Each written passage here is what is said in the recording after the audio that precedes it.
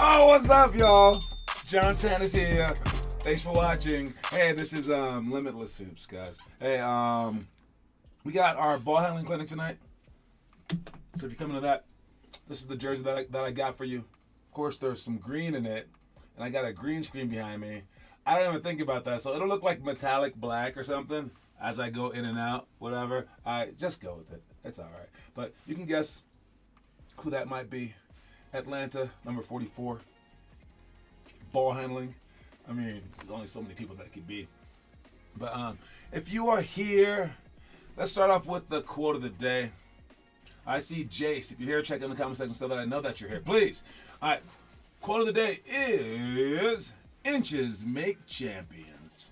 All right. Not just the inches on top of your head, like where you're going to be like, you know, I'm 6'7" instead of 6'9" or whatever. Maybe. No. That does kind of help, but no, the inches we need are everywhere around us. That's what Al Pacino said in the movie Any Given Sunday, and it's true. All right, it's not about how many shots you shoot on any given day.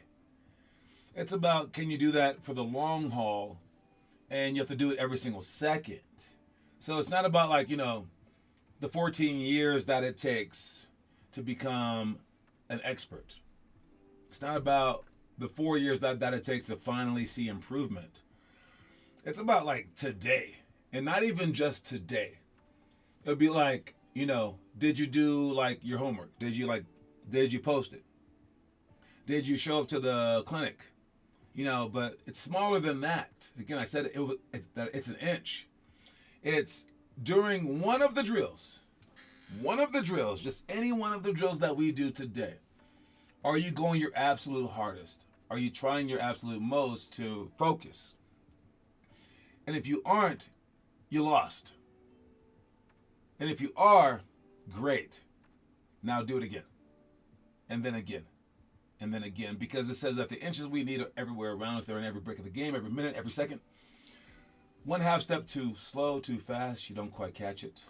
All right? So all the workouts that we're doing, all the times that we're trying to make you stronger and faster, if you dog it a little bit, when you sprint for that defensive assignment, when the guy's on a fast break to win your high school championship, and you try to swat the ball, but you miss it by that much, that was that much for that day that you messed up on. That's what it all adds up to. You were that short. So think of it in a positive light if you can, because it's not always the mistakes. It's every second that you work hard is going toward that championship game too. All right? Every single day that you work, every single second, minute, hour, day, week, it all adds up. All right? So it's those inches that make champions. It's not about just mentally preparing for, oh, when I get that day, I hope that I'm the luckiest guy on the face of the planet, man. No. You rule out luck when you take care of it, the every single day mentality. So take care of it, please. All right. Speaking of every single day, let's get started with our member events page. Scrolling down. I know that you know how to get there, but we scroll down right here to skill clinics, and that's where we find it. And today we're trying to earn the Magic Johnson panel of this 6-piece puzzle. All right. This is the upper part of the F in 50. All right, because 50 All-Stars is the host of this event. And I think for all of our events, we'll eventually have hosts. All right, we'll eventually have hosts that really take care of the event. So, like, maybe our boot camps can be done by the Hornets or something like that. And as we're setting all this stuff up to create our system, this will be the first piece that we've, like, hammered down as this is part of the team. Why? Because I already have all these posters made, okay? And people are already earning, and we might as well try to earn all 6. This summer will be unlike any other couple of months in our program's history. Usually we will do the clinics once a month. Now we're doing them every single day. So consider this a very, very, very important time, because you normally don't get it this often.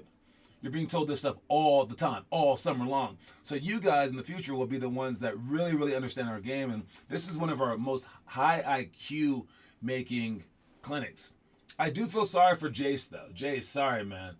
You are too young to really benefit from this. You're not going to remember the stuff. So when you're in sixth grade and you're ready, you're going to be like, I don't remember any of that.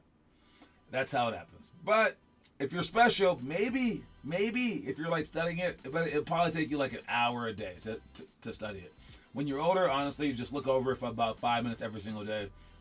Then you're good. Except for when you're in sixth grade, you'll also have more stuff to do, and you probably won't be thinking about this. You probably won't even be watching this show by then. So, yes, you're at a tough spot. But maybe you are this special, and we'll see. All right, ball handling stuff, one of my favorites. It's the first one. Use your vision by keeping your head up and by staying square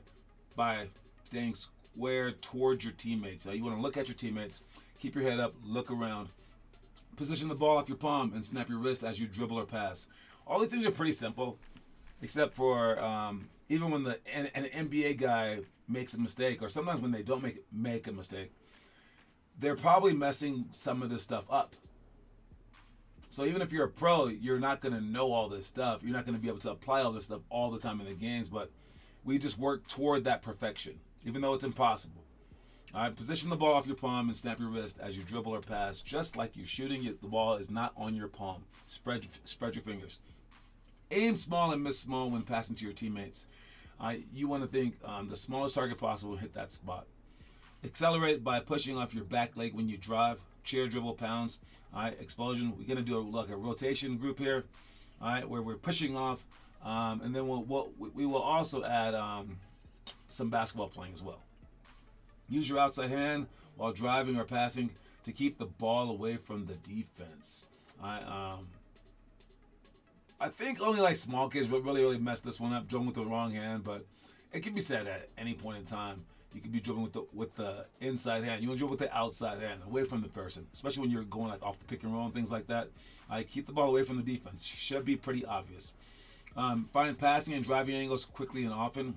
This is a hard one because you have to have explosion, but also quickness of mind. All right, it's like you're a running back, and you see an open spot, but right when you see it, you have to already be sprinting toward there. You hit that spot as fast as you can, but the harder part would be the receiver end, trying to see where the passing angle is, even though you don't have the ball. Running to a passing angle when you don't have the ball is very hard because you have to conceptualize it. So for younger kids especially, they don't know how to get there. All right, it's like a reverse game of hide and go seek. All right, if they're there, you're trying to be there. You're trying to like see where they can see you. You want them to see you. So where's their head looking? Cut in front of their face. All right, where's your defender? Cut where the defender is not. Where's their defender's hands? Cut where that is not. All right, you want to be cutting.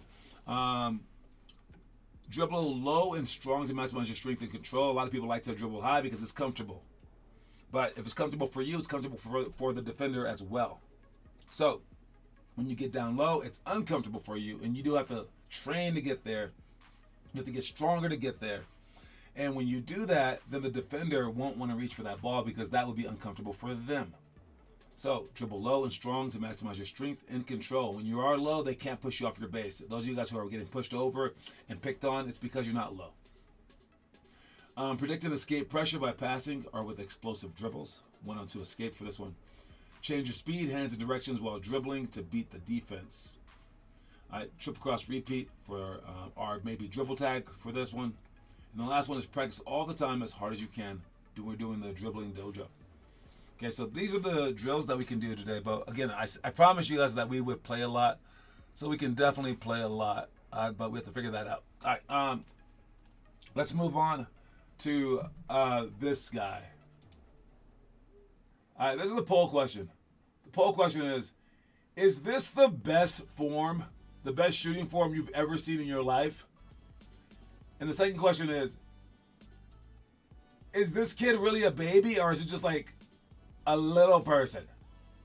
Third question is, should I just quit?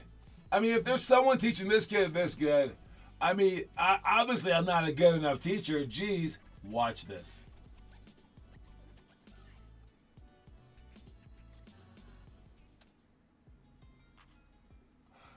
Yo, I mean, okay, let me break down his shot real quick. I think his off arm could be extended a little bit more.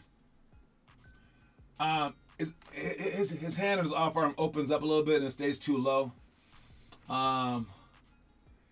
Oh man, he does a lot of stuff right. He does a lot of stuff right. I think he extends his legs too early for a shot. All right, twist his body a little too much.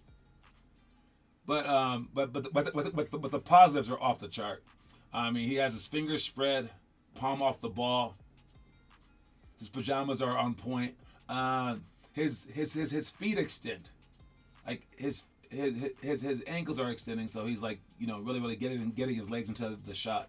His follow through, let me see his follow through. I mean, his follow through is money. I mean, it's nice. The ball's even coming off his fingertips correctly.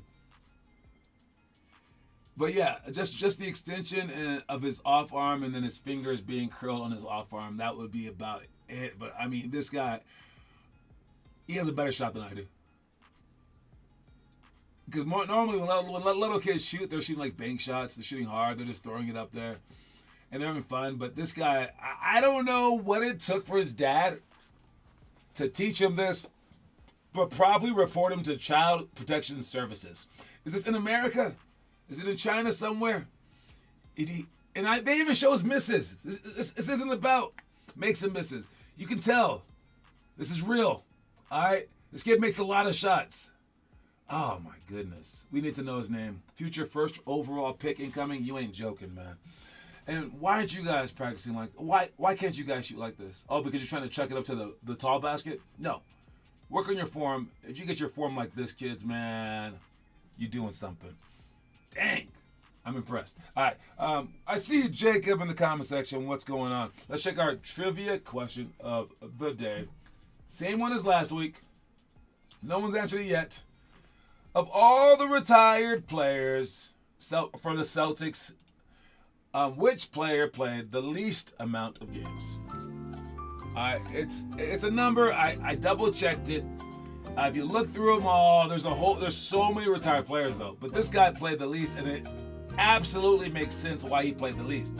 And it's a player, so not Red Auerbach. It's an actual player who played the least amount of games of all the retired players. Because you can't just get your number retired after 10 games, can you? How about 1,000? A million? I don't know. No one's ever played 1 million games. So the guy who played the least amount of games of all the retired jerseys in the rich franchise's history. And I'll be back right after this quick message break.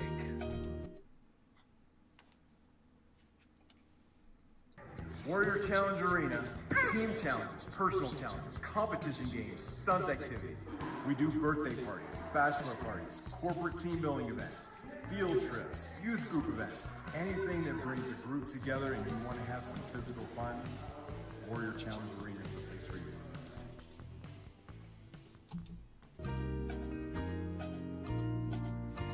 Finally! No. Is that it? That's not. That can't be it. That might be it. Mo Becker. You know what? I'm going to check both these. Because I've never heard of Mo Becker. Mo Becker. I've never heard of this person. Let's see if they have less than the guy that I found. All right, Mo Becker. Okay. He is that. Okay. He play for the Celtics? All right.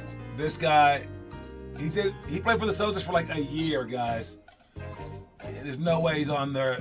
There's no way his jersey's retired. There's no way. He did play 6 games for them though. Is his jersey retired for the Celtics? Let me check. Celtics retired jerseys.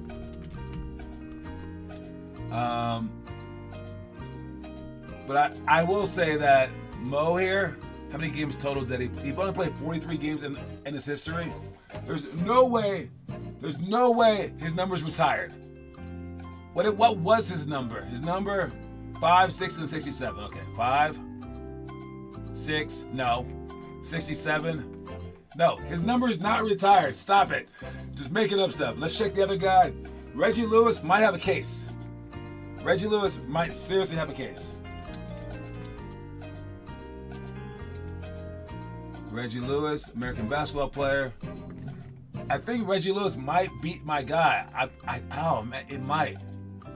Oh, he's so close. Oh my God. Okay, so he played 492 games.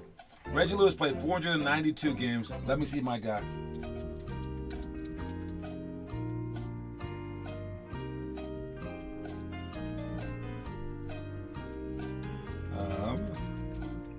Here we go. Wait, can I spell his name right? Alright, here we go. I'm checking my guy right now. My guy played... Okay, that guy was 492. My guy played... No, my guy, way less. My guy was 131 games. 131 games is how many... So you guys can answer again next week. Or if anyone wants to answer by the end of the show, they can. But you can only answer one time. Alright? So this might be the hardest question in the history of our trivia. This has gone on for 3 weeks now. I'll ask again. Wait, next week? Well, will we still be here? I believe that will be a yes. Yes, we will still be here. All right. So yes, I'll ask again next week. But he played the least amount of games, way less than 492. Way less than 492. Again, I'm checking your answers in case I happen to be wrong, but I think I'm right about this one. Moving on. What is this, health and fitness? I've been thinking that this is a mental health, but it could be physical as well. The Phoenix Suns had trouble last year, even though they had another superstar added to their team. And now Kevin Durant's gone, and they want to get rid of Bradley Beal as well. They're bringing in Jalen Williams, but they might trade him away. A whole bunch of stuff's going on. But someone said that they got into fist fights in the locker room. All right, and the funny thing is, who said it? All right, the guy who said it is Boogie Cousins, DeMarcus Cousins, who just got into a fight with the whole crowd. Should we trust him? Well, I do know that Kevin Durant did respond. He goes, "Oh my God, I got to contest 94-footers now," meaning this is so outlandish. Why do I have to even defend myself? He says, we did not get into fist fights in the locker room. Boogie's like, yo, don't lie to me. I don't care. He's just like, I heard it and I believe it. It is true, like that. But they definitely must have had some kind of dysfunction. Is anything worth that? At least they showed passion, correct? I remember the one scene with Bol where everyone was in a fight with the other team and he was shooting layups on the other side of the court. He wasn't into it. You got to keep the team chemistry alive because you can't be that selfish. All right, whatever you're currently going through with the team, calm down. You don't matter. But at the same time, you all matter. All right, you got to be bigger than that. You got to understand that every single member of the team matters. And it's such a hard thing for some people. They just don't get it. They're like, what does it matter if I have that guy? What does it matter if I have that guy? He ain't working as hard as me. He ain't working as... And all of a sudden, you look around and you have no one on your team. You're like, oh, no. All right, we actually have a very, very, very famous quote. And it's like a poem or something like that. And it's like, first they came for the Jewish people. I spoke up because I was not Jewish. Then they came for the communists, and I didn't speak up because I wasn't communist. Then they came for the blacks, and I didn't speak up because I wasn't black. Then they came for this, blah, blah, blah. Then they finally came for me, and there was no one left to speak up for me. Yes, we're all in it together. And human beings suck at realizing that you need other people. We're so cocky.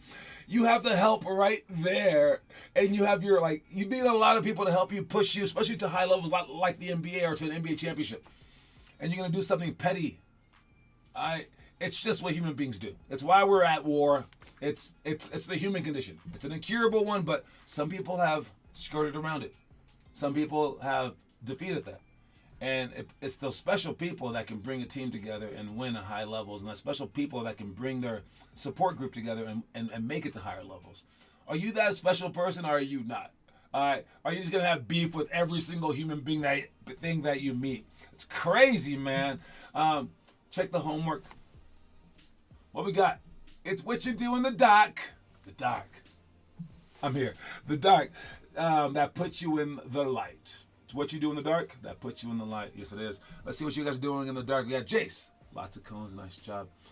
Form shots. Let's see if Jace's form is as good as that little kid. I mean, let me see this thing. Where am I? Homework page. Is Jace's form as good as that little Asian kid? Let's watch it. Okay, let me see this thing. So we got Josiah's with the sweeps, double bounce series. Nice job, Josiah's. Also doing the Kobe Post Lana moves. All right, so here goes Jace's form shots. Let's check these out. Be your own hero, baby. All right, let's see what Jace is up to. That's decent. You know, it's a little better than that little kid. I mean, of course, that little kid was like 4 months, but it's still good. Let me see. Okay, set your shot first. Don't start shooting when you're still twisting. Set it first and then shoot. That's pretty good right there. Nice job. I like his offense is definitely extended. See that? Oh, that's money. I would say don't get on your tippy toes too early for that one, but you need to shoot more shots like that than you do actual shots, especially at your age. And you can back up a little bit, but like don't go past 5 feet away. You can lower that hoop. You want to get your muscle memory like intact. So what you're doing right there is perfect, but maybe your feet are too spread, too staggered as well. All right, just slightly. But man, that's decent. Your feet are definitely too spread. But yeah, if you can shoot more shots like this than you do actual shots. So let's say that you shoot 250 shots, then shoot 250 of these. Because your shots aren't going to be as perfect because you're not strong enough yet. So your body's going to go toward the side that you use more. All right, it's going to be like, oh, how do you want to shoot? The right way or the wrong way? And you're like, I want to practice my shot, but I'm not shooting the right way on my shot. Well, your body's just like, I don't care. Just tell me which one that you want to do more of, and then I'll default to that. So the more that you shoot perfect shots, but again, your feet are off. And when you shot it, you kind of twisted your feet right there at the end. You don't want to twist your feet either. See how you're twisting them because you're so far away? Then get closer until you can shoot perfectly. Just shoot perfectly. Anyways, great job, Jace. All right, let's see some behind the scenes work. Who we got behind the scenes? DeJounte Murray says Greg Popovich tried to pay to move his mom after shooting. This guy has almost as many stories as Larry Bird and Kobe Bryant. It's crazy. Greg Popovich is like one of the greatest human beings on the planet. That's the way people talk about him. And DeJounte Murray's mom got shot. And Greg Popovich was like, didn't even like talk to DeJounte Murray. Called his mom on his own. And was like, I want to move you out here and not on your son's salary. I'll buy the house for you. And that's what he was willing to do for a player's mom. And after DeJounte Murray got traded away to the Atlanta Hawks, Greg would still check in with him and be like, you're shooting too many shots past the ball and stuff like that. And I think he's just a tremendous human being, which is awesome and something that we could all aspire to. So that's a pretty cool story. Make sure you guys in your life, you guys have as many of those kind of stories as you can. Don't just go around buying people's houses and stuff like that. But, do it in your own small way if you have to. All right, let's check the story of the day. When you win, say nothing. When you lose, say less.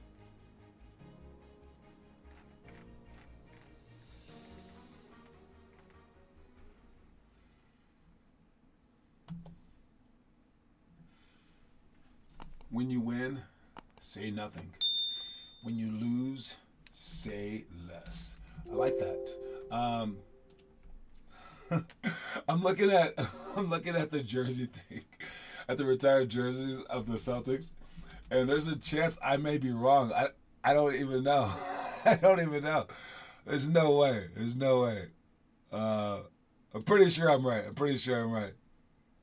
Yeah, okay. I think I'm right. Anyways, yes, when you win, say nothing, all right? Because you've been there before, man. Like you don't need to be like, we the greatest, blah blah blah. Like, dude, act like you've been there before at least. And when you lose, wait, what is it? When you lose, say nothing. When you win, say less. Wait, when you win, say nothing. When you lose, say less. When you lose, say less. That doesn't mean that you can't talk. It just means that like you should do more than you talk. All right, go out and start working again, and then again, and then again. You want to be humble. You want to be humble. I actually talk so little as a basketball player, and I've learned how to be a better coach as I've grown up because I've gotten to be a worse basketball player. I didn't know what it was like to beat you guys. I really didn't. Okay, it was like everything I did, it was just perfect. I was like, oh yeah, I can jump high. I can do this. I can do this. And then I started jumping less high, and I realized that angle for the shot is actually pretty hard. I'll miss more layups now. I'm like, when I was up there, it was easier. Oh my god. And then since I was so quick, I'm like, oh, just cut in front of them. I didn't worry about my footwork. Now I'm trying to like, oh, you guys have to have footwork now. All right. And like, it's just all these things I'm learning because now I'm less naturally good. But one of the things that I've learned is that the game's super frustrating. Yeah. And I talk so much now. I talk because I can't do. And maybe you shouldn't let people know that. I mean, for me, I'll tell people. I'll be like, I'm so slow, I can't move. You go ahead and go around me. But my career's over. I'm not trying to impress anybody. You guys, though, why would you tell everyone that you can't do anything? And what I say is by you can't do anything is when you get stopped, when you get frustrated, you automatically start arguing. Because if you could do something, you would just do something about it. So as soon as you see anyone arguing, take them out the game. As soon as you see anyone pouting, take them out the game because they obviously don't believe in themselves. So why should you? All right. So yeah, don't put yourself in that position. You don't have to argue. All right. The best thing that you can do is just do it. All right. Like if coach says, guard that guy that just scored on you. Don't be like, but what? Just go bet, and then like say less, and then you guard him, and then you stop him, and whatever your excuse was, just take care of it the next time. Then it'd be like, oh, that was just a one-time thing. Okay, you locking him down now. You locking him down. You're not gonna turn the ball over again. I know that you know now because you did it. So there's no excuses to be had. Like, but this happened. But stop. Shut up. All right, dude. All right. So and like if the rest isn't calling it right, hacking your hand, figure it out. Get stronger. Get in the weight room like Michael Jordan did and be like, they aren't gonna call those. Done. I'll get stronger. All right, because there's all these little adversities that will make you better. And if you don't want to get better, then you're in the sport for the wrong reasons. So allow them to make you better. All right, let's see the product review of the day. What is the product? No, I don't know why it's discussed so much in our sport and why it's the all be all of everything. You sit here and you tell me, Allen Iverson and Charles Barkley and Steve Nash, our fucking wasn't unbelievable. Stop cussing, Braun. But yes, it's the ring culture's conversation again. Are these players not great when they don't win championships?